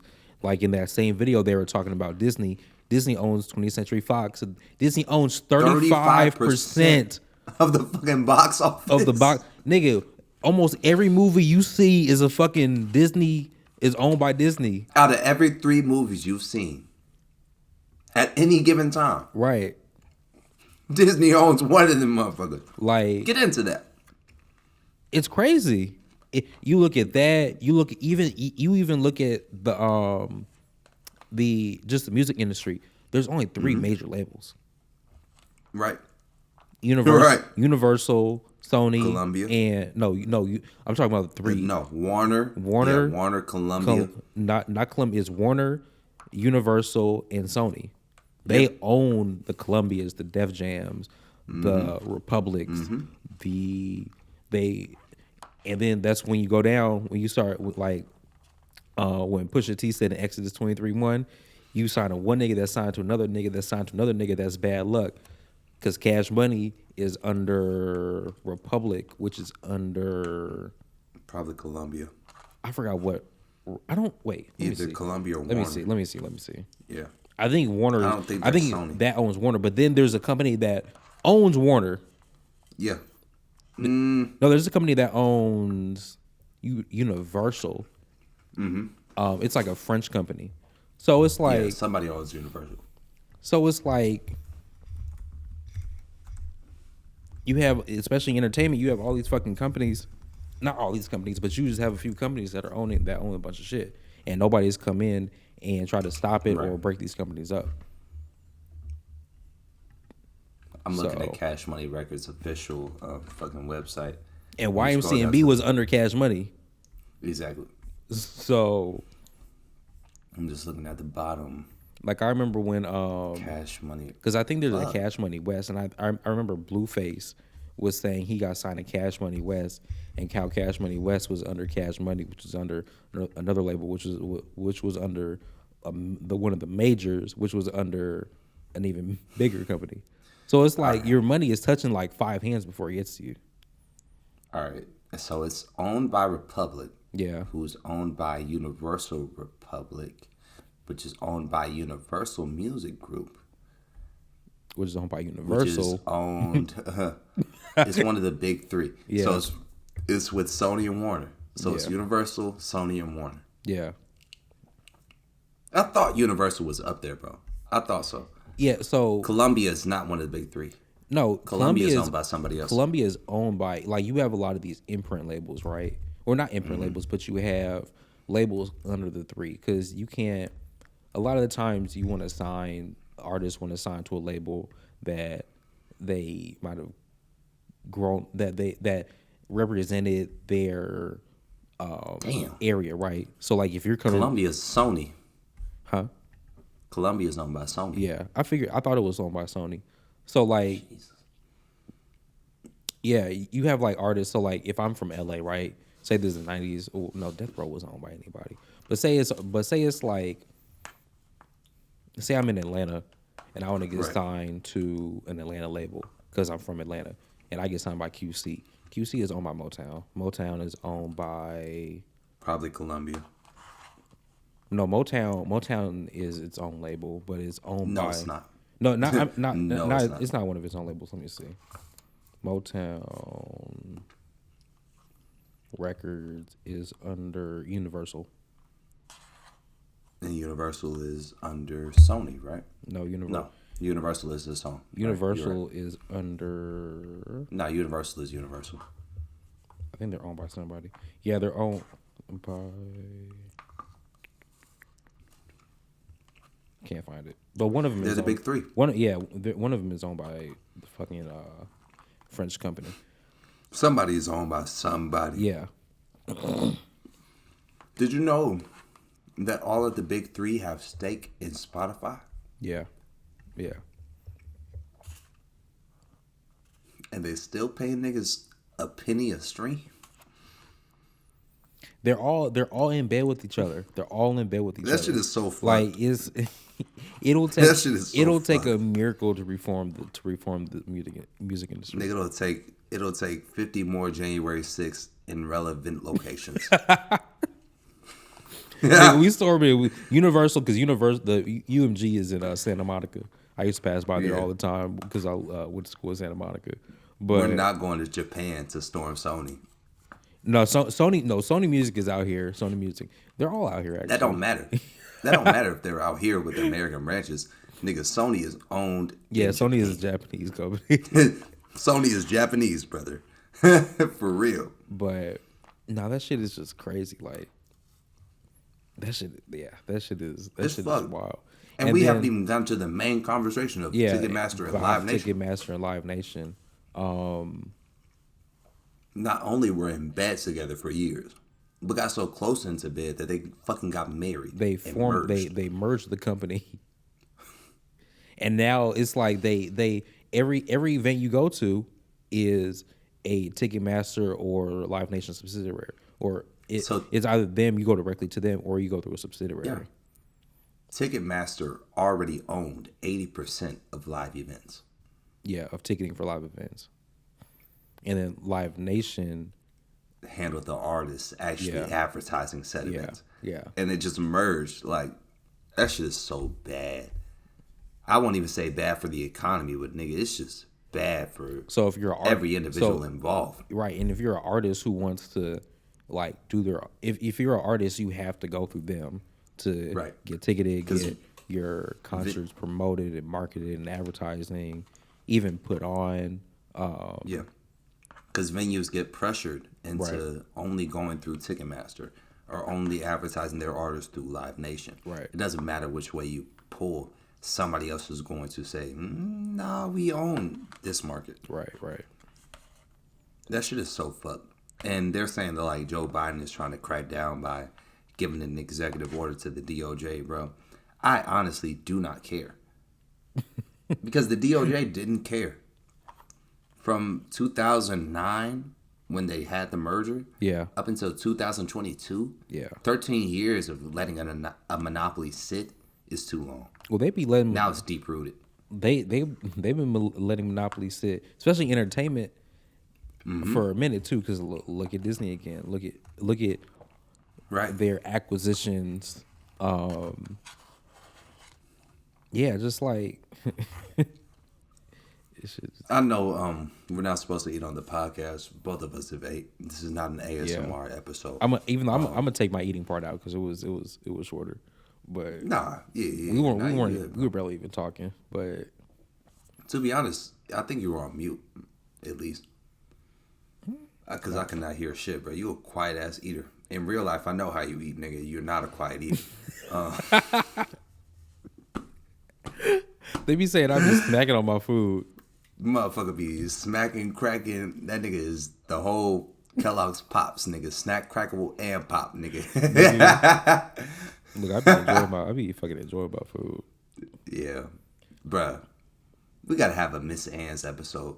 I hope they're fucking open, bro. I think we brought that shit up before. Miss Ann, you talking about the burger place? Ghetto burger, nigga. Yeah, that was a good ass burger. I don't even think you finished it. I think I finished it and probably passed out. Yeah, I probably didn't even finish that shit, to be honest. I was like, God damn. That shit was good. We gotta go back. And it's funny, we kept talking about going back, but we never fucking went back. That's a heavy ass burger to eat, bro. Yeah. You have to like not eat for about 12 to 16 hours before you go eat a fucking Miss Ann's burger. It's like you will eat a Miss Ann's ghetto burger, bruh, fall asleep for 8 hours and wait the other 16 and be like, okay, I'm ready. Yeah. And it's like, bruh, I don't even mind that shit, bruh. But it's actually a very intense food item to eat. Not for like, real. That's a man versus food shit. If y'all remember that shit. And then like, to be honest, bro, it's not much to say about these antitrust laws because it don't feel like niggas actually want to see change. It's gonna take until people want to see their favorite artist and like they see how fucked up these prices are. Yeah. I don't know. Maybe Kanye will lead the revolution against the label. Speaking of anti-Semitism. Speaking of, bruh. Yo, these niggas got something to do with this. They are fucking Kyrie. And the thing is, Kyrie. They're fucking Kanye and Kyrie up, bro. The only nigga on their side is Dr. Umar at this point. Like, if you follow him. This nigga started condemning LeBron. Yeah. He condemned LeBron and he condemned somebody else. He was like, LeBron deserves 5,000 lashings. What the fuck? He said somebody deserved 150,000 lashes. I'm like, nigga, if this was slavery, what would you have to do to get 150,000 lashes?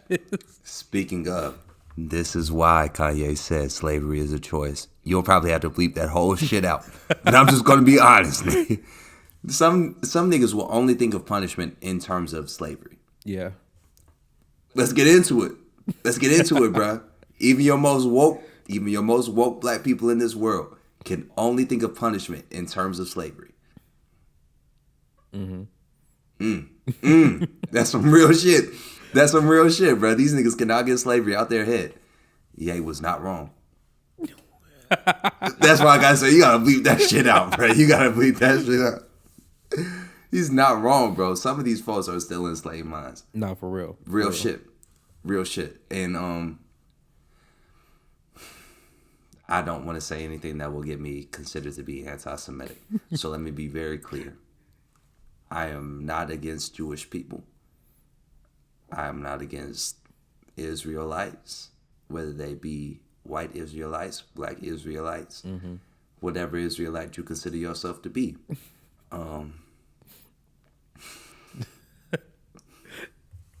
And I want to say on the record, I'm not anti-Semitic. I stand with my Jewish brothers. Yeah, we stand with the Jewish community. Yeah. Wait. This is a fucked up clip. Wait. You understand that, bro? We gotta get through this shit without laughing. Side note, did you see where they were saying the reason they ain't canceled Drake is because he's Jewish? That might be half true. Bro. Fail. Oh shit! I think that nigga did have a bar mitzvah. No, cap. He did, and he had a second bar mitzvah in the one of the music videos. I forgot which one. Probably worse. Oh hell yeah, fucking right! Hell yeah, fucking right! That was a bar mitzvah too. Hell yeah, fucking right was the bar mitzvah. Hell yeah. That nigga Wayne used to have the hooks back then. No cap. That whole era was dope. I have nothing to say about the comments being made by either Kanye or Kyrie. Fam. If we're going to be very clear about my public opinion. And you know, Now. here's the thing. Kyrie didn't even make any comments. The That nigga nigga had a posted- tweet. That nigga posted a tweet, A tweet. about Black Israelites. A documentary on Right. Black Israelites. Right. And because it said from Hebrews Hebrews to Negroes. Hebrews to Negroes. So apparently, I actually saw a TikTok, and the guy bought the documentary, and he said the documentary was nothing but a bunch of these stock images of like black leaders and like Hebrew Israelites, and some badly worded sentencing Facts. Exactly. about and it was 3 hours of this too. And Yeah. Of shit, and he said that there was some anti-Semitic shit in there, and he was saying how like they were saying in the documentary how black people were the superior race, how white people and Jewish people weren't. Like that's what Are just not Jews. yeah. Because some people will go that far to say white people are just not Jewish. It is not my place to give that fucking comment. Bro. Right, It is right. not my place to give that fucking comment. Right. I'm going to be very clear right now on this podcast. I do not study the genealogy of Hebrews. I don't either. So Ever since Abraham came into this world and almost sacrificed his son Ham, if I'm not mistaken, I have not been able to keep up with every single descendant that has come from the children of Ham. I am going to be very clear. yeah. And even back when Kendrick dropped Damn, get back into it. He was because I'm an Israelite. Don't call me black no more. That word is only a color. It ain't fast no more. Yeah. We forgot about that one. Yeah. We forgot about that one. Kendrick is saying he's a Hebrew Israelite for a minute, but he hasn't gone far as The Lord shall smite thee with madness and punishment and Yeah. astonishment of heart. that whole ending part in I forgot what song that was. Fear. The whole ending part in Fear when his cousin when he had the conversation with his cousin. It was fear, probably Yah. What is it? Feel. I feel like a chip on my shoulders. I feel like I'm losing my focus. I feel like that was one. He had a lot of quotes in there from his cousin. Yeah. But even then, they just weren't anti anything else. Yeah. He was speaking directly from a black perspective and to black people. He wasn't talking not an anti anything. Yeah, he wasn't saying anti anything. He was just saying black people. This is why our shit is so fucked up because this and that. But he wasn't like the Jews or this. Like he wasn't saying nothing about anybody else. Now you never know what the fuck he cut off of that real voicemail. Right? Because and you never know what Kendrick might actually think in real life. But he's smart. He's not gonna say that shit. He's not gonna tweet no Amazon. I know he's not gonna tweet no Hebrews to Prime Negroes. documentary. He ain't gonna tweet no Hebrews to Negro. Hey, and I just wanna. I don't know where you stand on this, but I see a lot of fucking people. They're over here. They're like Jeff Bezos let the documentary on his platform. What the fuck, I'm bro? just Do you know like- how much shit is being sold through Amazon I'm like, through third parties? Nigga, I can buy so much shit on Amazon. Now I'm not gonna Bro, tweet the shit I could buy a 3D printed gun that shoots real bullets on Amazon. off of Amazon. And then if something happens, you're gonna be like, why did Amazon sell it? Why did Jeff Bezos? Right. Nigga, remember- Jeff Bezos still getting over the divorce. I saw Jeff Bezos still getting over losing his net worth. some tweet Tory Lanez had put up about the Kyrie situation, and I was like, so are we gonna get mad at the gun manufacturer for shooting Meg, or are we gonna get mad at you for shooting Meg? Like Real shit. like stupid nigga, get the fuck He said, stupid nigga. stupid nigga, get the fuck Because it's like, bro, y'all are worried about the wrong shit. right.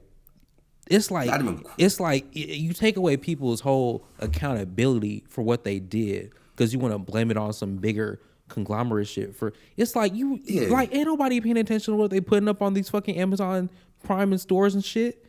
Bro, and at the end of the day, bro, a fucking bad take is a bad take. Right. Real This shit. was a bad It don't take. matter. It don't matter if you had 10,000 facts, bro. You chose the worst documentary to support your evidence. Right. That's a bad take. That's a bad take, Kanye, bro. Like, it was a bad take. a bad take. A lot of This bad nigga takes. Nigga said, I can't even repeat this shit back, but I'm still finna repeat this shit back. This nigga said, I was diagnosed. I can't tell you what doctor, what hospital. You know, I can't say the race of people, the doctor or the hospital that misdiagnosed me.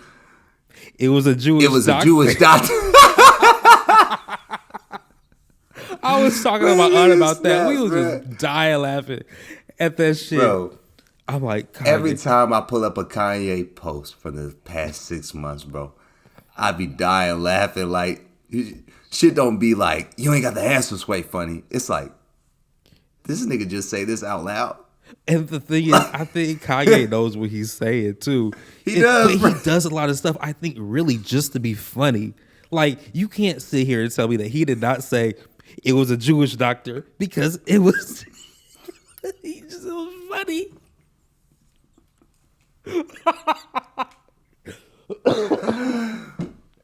To be It was very a Jewish clear, doctor.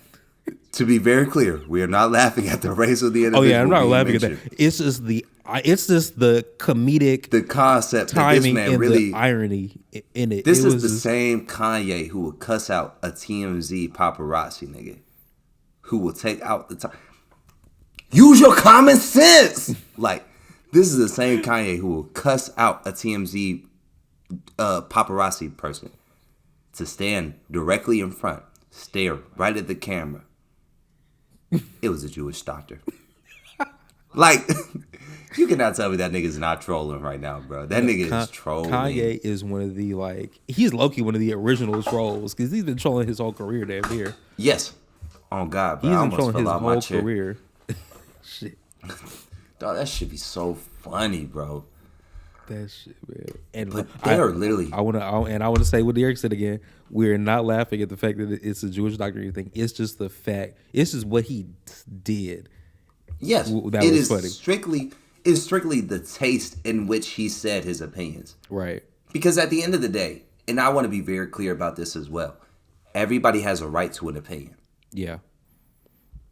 We don't Right. live in the United States of America to not have quote unquote freedom of speech. Now, where people get that whole concept mixed up is that it's just like, oh, I have the freedom to say whatever I want to say when I want to say it. And free of consequences. That's where they get Exactly. fucked up. Exactly. Like, Like, you can- there are natural consequences to your opinions, bro. I don't give Yeah. a fuck. You just can't. Very- You just can't call out a whole race of people and then be like, damn, why are they mad at me? It's like Why they just dropped me from every deal I just had in the past It's like 10 because years? you said some crazy shit. That's what. That's why you were talking shit about the like. They said, Kyrie, you got to pay us $500,000, give a public apology, denounce the documentary. But they gave this nigga a checklist. An ultimatum. No, and the thing is, the thing about Kyrie though is that he has apologized for the shit a couple of times actually, and they keep. Nah, I'm going to be very clear. If your apology is this, I can't be anti-Semitic if I know where I come from. What that that's right, really he did means say is, that. He did say that. yeah, the real answer to that is I'm the real Jew.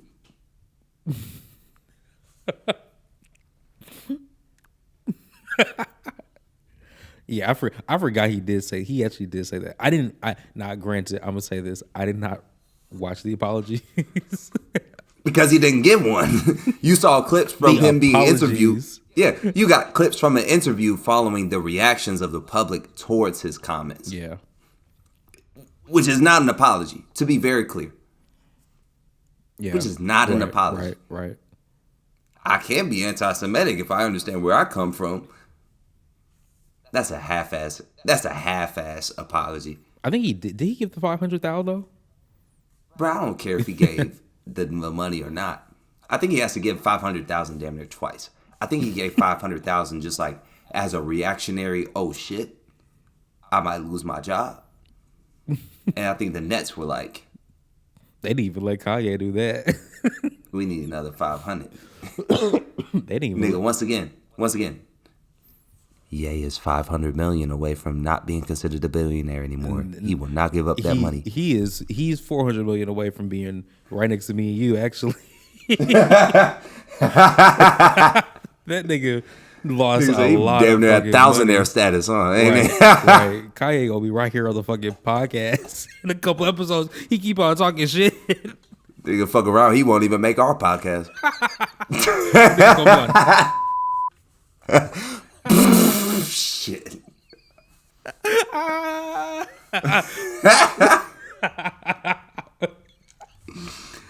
We gonna move on to this next topic because I will still get on these niggas for another 20 minutes. this last topic. This last topic. Yeah, because niggas went from Sierra's prayer to Carisha's prayer. Look, see, Ain't that some shit? that shit, man. Ain't that some shit? Carisha went straight Cuban links for my boy.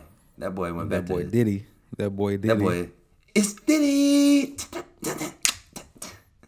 That nigga Diddy, bro. Love, Diddy, Joker, whatever the fuck you want to call that nigga nowadays, bro. Dog, he was just harassing people as the Joker. Bro. Like, because I ain't you know gonna lie, he hit, that was one of the best Halloween costumes I've seen in some years. Nah, for though. real. He looked like he flew the niggas out from the Dark Knight. They turned that nigga white as snow. They Nigga even didn't even have- like nigga, if you exact, if you down even saw to the his neck, his neck was white too. Bruh, you know how niggas will put on clothes, right? Yeah, And the sleeve will move right here, and you'll see the black skin. yeah. Nothing. Nah, you didn't even see the black. It was just white. Diddy put some money in that Halloween I costume. said, I'll be damned. I said, I'll be damned. And he did that good ass what? Nigga sound like a fucking animal, bro. I'm like, Damn. golly.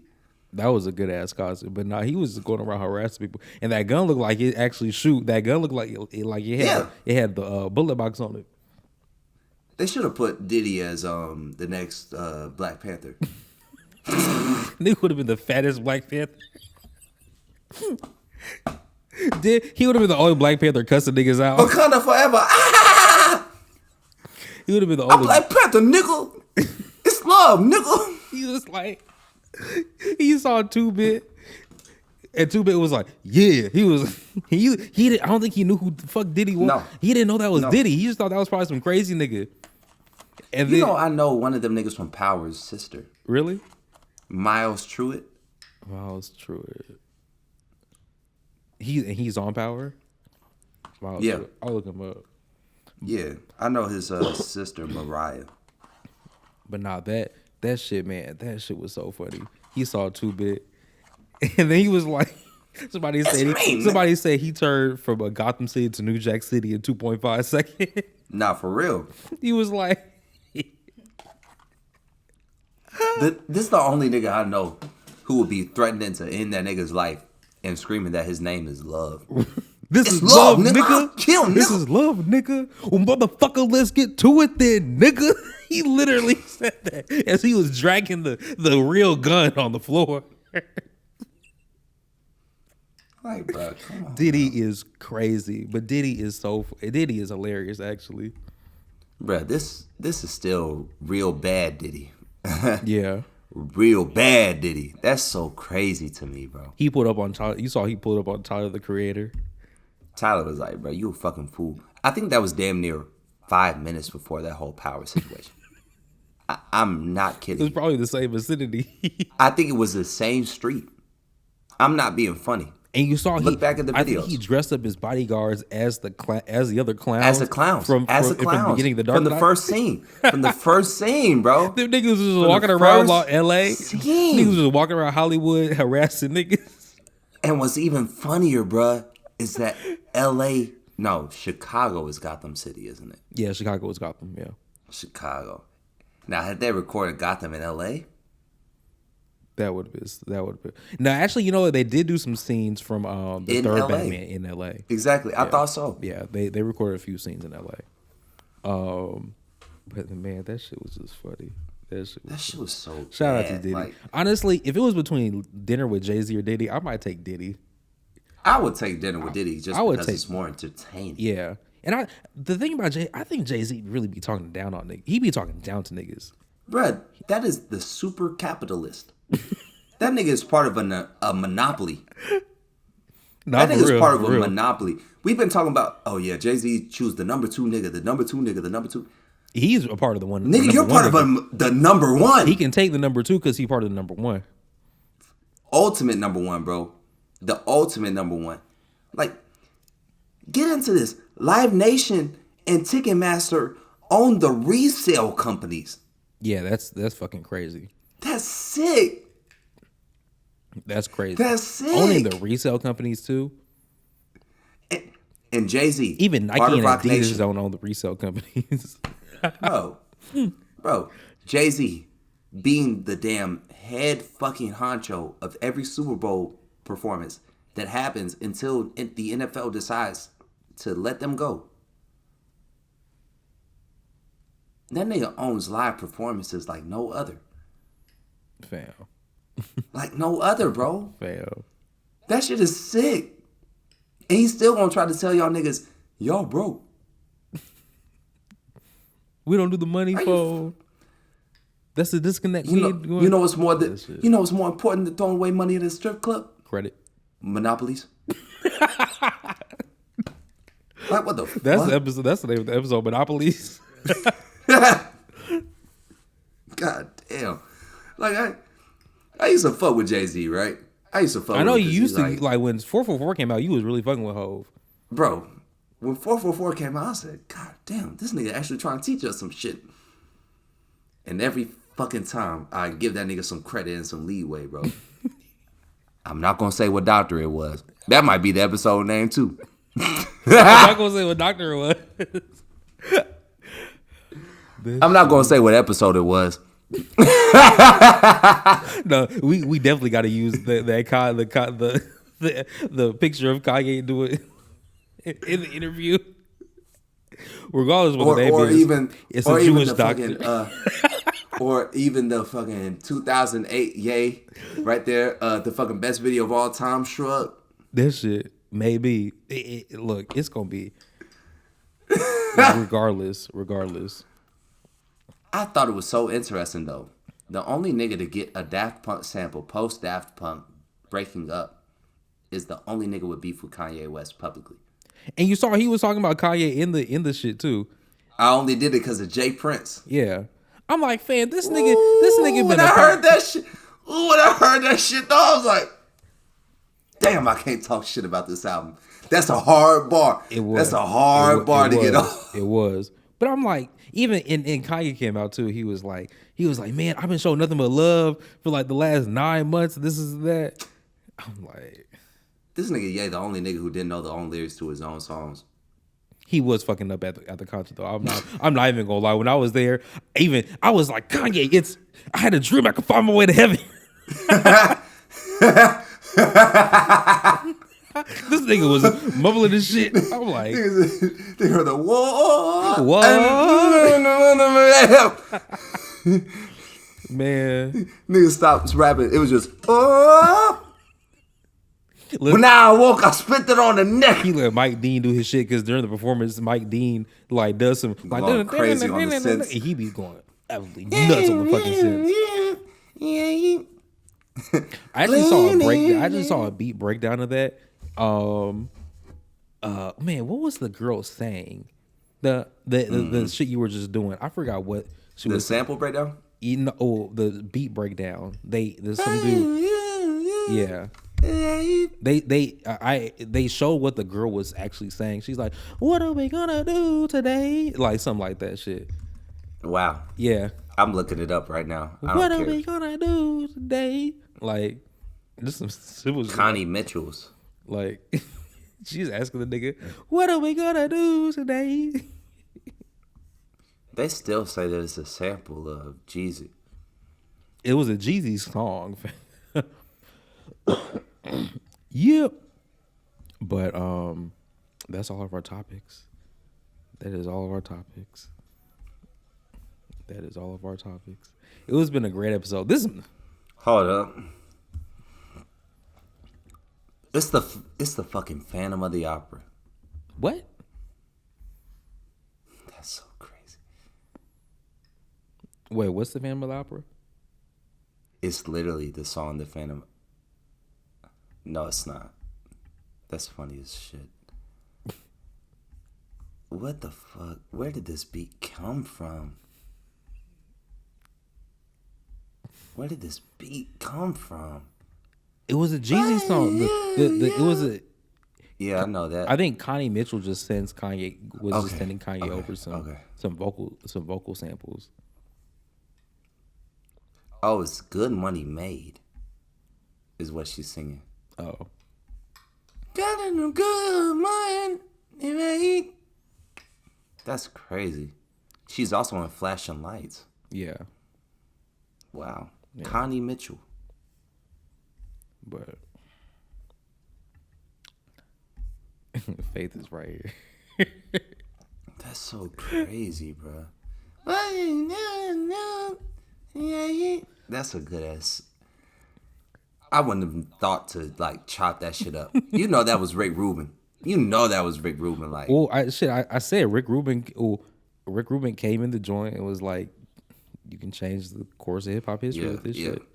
He was like, I understand what's going on with this whole track. Let's burn some sage and come back to the studio completely new. Nah, but I forgot what I was actually going to bring up for this episode that was unrelated to all of this. So it might actually be that time for us to sign out. Yeah, We made it to about 2 hours. no, we're at 2 hours. We only have like a couple minutes to take out. Yeah, I was about to say, there's not much to take out. Everything after. I really don't give a fuck. I really do not give a fuck. I'm telling you, bro. But just always remember, folks, in closing, that your fucking peers are not your fucking target audience. And in closing, Nigga didn't even have nothing to say because you know I'm dead. I say, and in closing. All right, this has been a great episode. All right, episode 10. This was a dope episode. I really enjoyed this one. Yeah, all right. I'm finna hit my blue face on these niggas. Yeah. Signing out. Signing nigga out. that don't like saying his own name. Dylan Kemp signing out. Peace.